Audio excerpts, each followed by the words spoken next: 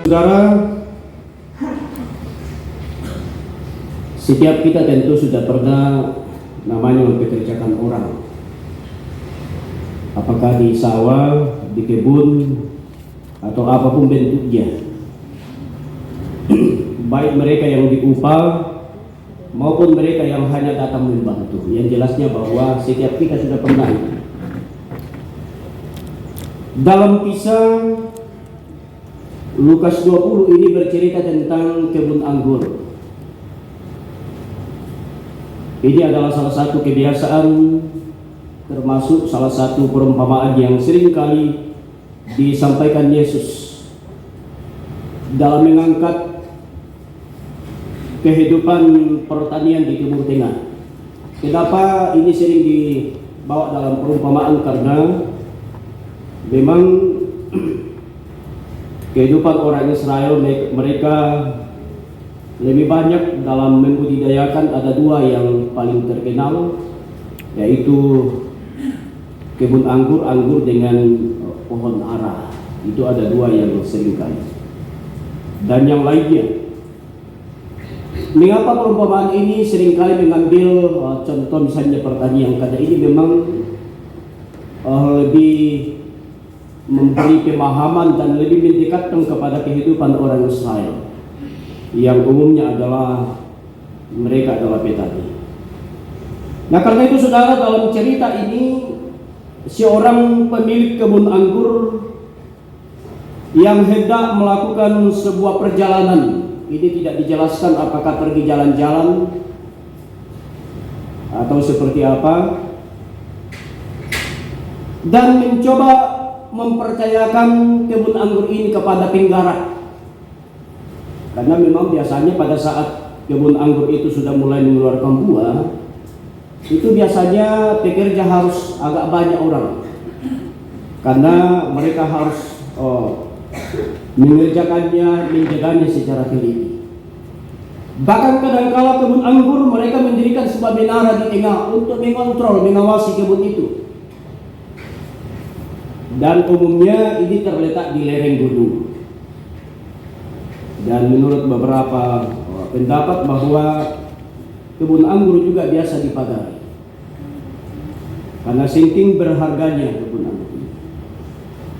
Dalam cerita ini saudara, dikatakan bahwa seorang yang punya kebun anggur ini mempercayakan kepada penggarap-penggarap untuk mengelolanya.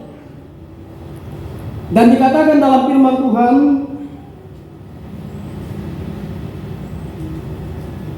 dan ketika sudah tiba musimnya, ia menyuruh seorang hamba kepada penggarap-penggarap itu supaya mereka menyerahkan sebagian dari hasil kebun anggur itu kepadanya. Jadi ini istilahnya bagi hasil. Bagi hasil itu tergantung, kalau di zaman sekarang tergantung pembicaraan. Ada yang bagi dua, ada yang bagi tiga, dan lain sebagainya. Yang jelasnya bagi hasil. Dan yang punya kebun anggur ini mencoba untuk meminta bagiannya. Tapi apa yang dilakukan seorang penggarap? Tetapi penggarap-penggarap itu memukul hamba itu dan menyuruhnya pulang dengan tangan hampa. Ini satu kali, ya.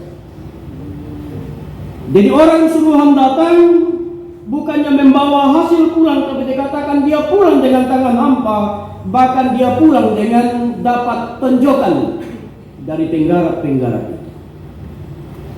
Seorang yang mempunyai kebun anggur mencoba mengutus yang kedua kalinya.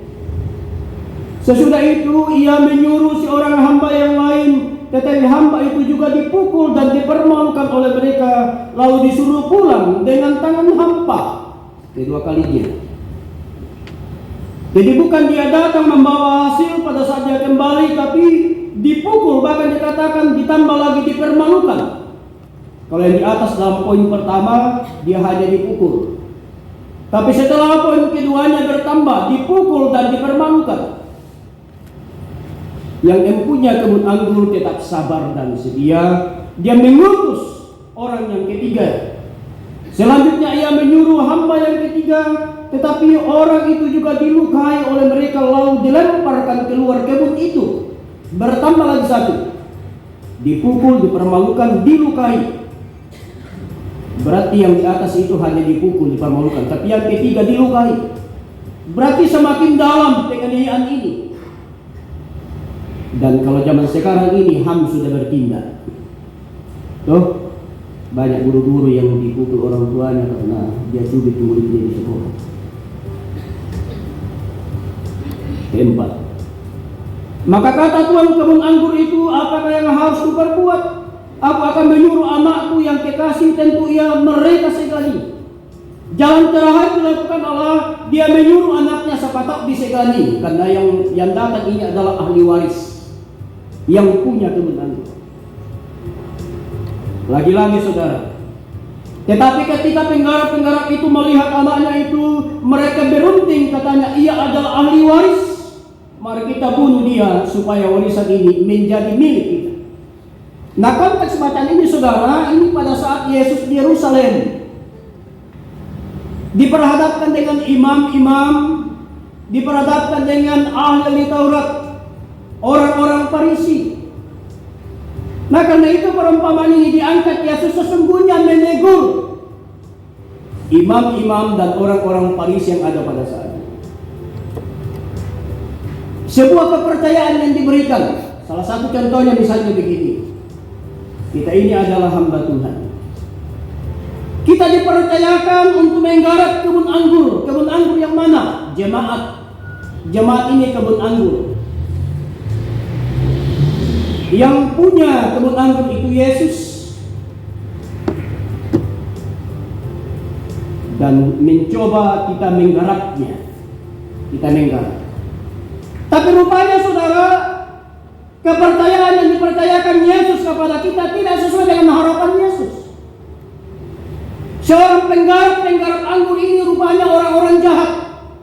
Dia bukan hidup dari situ untuk kelangsungan hidupnya, tapi justru ada kejahatan yang diambil dari kondisi ini. Sehingga dikatakanlah, kalau begitu saya mau mengutus ahli waris. Siapa itu ahli waris? Yesus. Ini minggu depan kita sudah akan pertama. Jadi Allah mengutus anaknya Yesus sebagai ahli waris.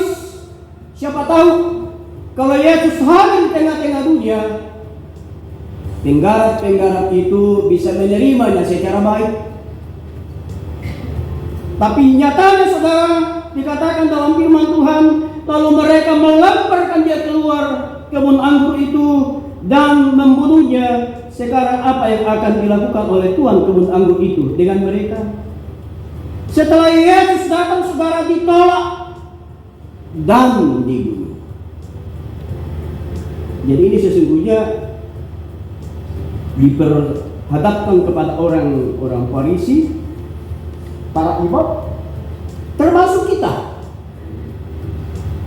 Sadarkah kita saudara bahwa ada begitu banyak orang Kristen, ada begitu banyak orang percaya yang secara mulutnya menerima Yesus, tapi di dalam hatinya belum tentu dia terima Yesus secara benar. Ada begitu banyak orang yang bisa berkata, saya mencintai Yesus, saya mengasihi Yesus, tapi tindakan-tindakannya dalam seluruh kehidupannya tidak mencerminkan bahwa dia sungguh mencintai Yesus. Penggarap-penggarap anggur ini sama saudara, dipercayakan supaya dia bisa menggembalakan domba-domba kepunyaan Tuhan. Dipercayakan supaya dia menggarap buah anggur yang sudah keluar buahnya itu. Supaya apa? Supaya mereka hidup, supaya kelangsungan hidupnya terpelihara. Tapi rupanya kepercayaan itu tidak dipegang teguh oleh para penggarap. Kepercayaan itu kita tidak pegang teguh dalam kehidupan kita. Dan apa yang dikatakan oleh ayat selanjutnya saudara, dikatakan begini, ia akan datang dan membinasakan penggarap-penggarap itu dan mempercayakan kebun anggur itu kepada orang-orang lain. Mendengar itu mereka berkata sekali-kali jangan. Terus dikatakan firman Tuhan begini, tetapi Yesus memandang mereka dan berkata, jika demikian apakah arti nas ini? Batu yang dibuang oleh tukang-tukang bangunan telah menjadi batu penjuru. Barang siapa jatuh di atas batu itu, ia akan hancur, dan barang siapa ditimpa batu itu, ia akan hidup. Dikatakan siapa yang ditimpa batu itu, ia akan remuk. Apa maksudnya ini, saudara? Orang-orang yang tidak hidup di dalam Tuhan, pada saat Yesus datang, mereka akan remuk. Mereka akan dibuang. Karena salah satu tugas utama penggarap adalah pada saat dia melihat pohon anggur ada ranting yang tidak mengeluarkan buah, itu harus dipotong. Itu salah satu tugas penggarap. Jadi ranting-ranting yang tidak mengeluarkan buah itu dipotong dan dibakar. Itu diumpamakan dengan kehidupan orang Kristen. Pada saat kita, saudara, yang saya katakan tadi, menerima Yesus tapi tidak menghasilkan buah dalam hidupnya, itu akan dipotong dan dilempar dan akan dibakar. Itu yang saya katakan tadi, ada begitu banyak orang yang mengatakan aku mengasihi Yesus, tapi dalam hatinya, dalam praktek hidupnya, dia tidak menunjukkan bahwa dia adalah Yesus. Karena itu sebuah tamparan bagi para imam, orang-orang Farisi, termasuk tamparan bagi kita, saudara. Bahwa di masa-masa persiapan masuk dalam minggu-minggu Advent, apakah kita sungguh-sungguh mampu menerima ahli waris sesungguhnya dalam hidup ini? Sebagaimana penggarap-penggarap ini, ahli warisnya datang bukannya disayangi, bukannya dicintai, bukannya disambut dengan begitu meriah, tapi justru merencanakan kejahatan, membunuh ahli waris. Itulah Yesus. Jadi Allah lewat inkarnasi Yesus datang sebagai waris. Tapi sambutan para umat tidak menerimanya secara baik. Bahkan akan dilakukan orang-orang Farisi, para imam, membunuh Yesus. Sadarkah kita, saudara, bahwa kita pun yang hidup di saat ini ada begitu banyak hal yang kita harus lakukan di tengah-tengah dunia. Ada begitu banyak orang mengatakan, kalau pemberita firman itu kan cukup pendeta, ada majelis, ada penatua, ada syamas. Sadarkah kita, saudara, bahwa setiap kita diberi tanggung jawab yang sama? Dikatakan bahwa kalau engkau tidak bisa memberitakan firman Tuhan, paling tidak firman Tuhan tersampaikan dengan cara hidupmu. Tapi Alkitab yang sesungguhnya hidup ini. Di mana-mana kita berjalan, Alkitab berjalan. Di mana-mana kita berada sebagai orang Kristen, di situ Alkitab ada.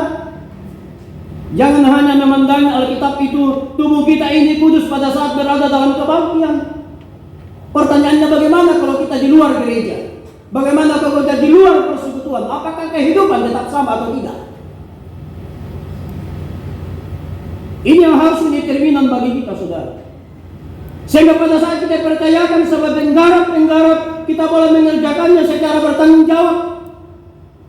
Apalagi kita sebagai hamba Tuhan, termasuk kita sebagai hamba Tuhan.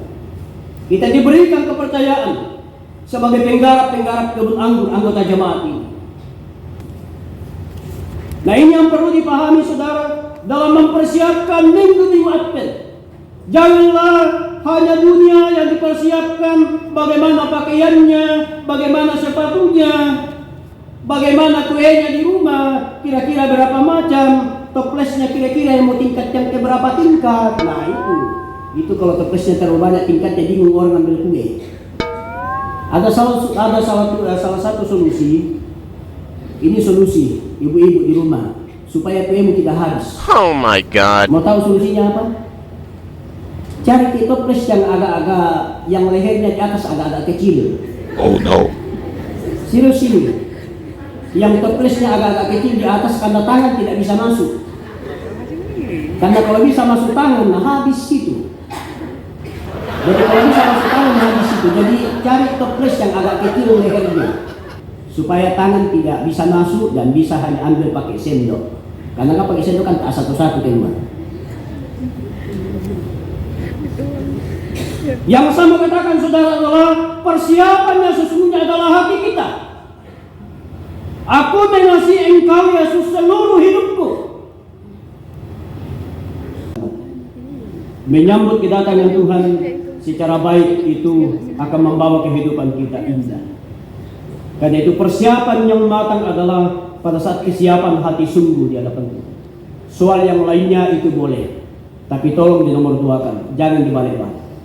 Karena itu biarlah firman Tuhan ini menjadi ingatan bagi kita saudara dalam mempersiapkan Advent pertama yang akan jatuh di minggu yang akan datang. Amin. Firman Tuhan, kita berdoa.